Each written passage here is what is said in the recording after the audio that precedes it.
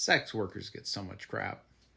Look, I've heard so many anti-sex worker talking points, but I think the ones that infuriate me the most is when they try and undermine the ability of sex workers to consent. Because there were people who will say it doesn't count as actual consent because they're being paid, and the consent is therefore conditional, therefore not valid. First of all consent is conditional, or at least it should be. You are consenting to something on the condition that things remain within a realm that you are comfortable with and ideally have agreed to and talked about beforehand. That should be true of literally any sexual encounter. You should have an understanding that you are consenting to a certain set of things and you're not consenting to literally anything to happen to you.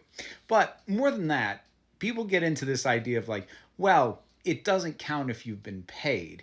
This idea that, well, you wouldn't be doing it if you weren't being paid for it. Therefore, it's not actual consent. It's closer to coercion if you think about it.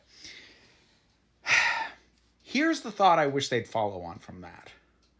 It is true of literally every single job which has you doing a thing you wouldn't do if you weren't being paid.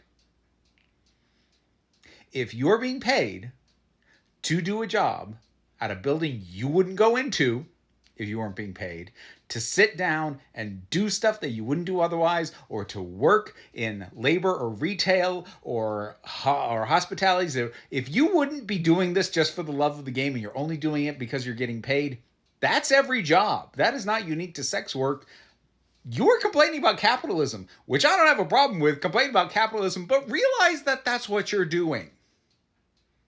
They won't, because they don't actually believe that. It's just the talking point they latch onto so that they can slam sex workers and undermine their ability to make a living and the concept that they can consent. So, I'm aware.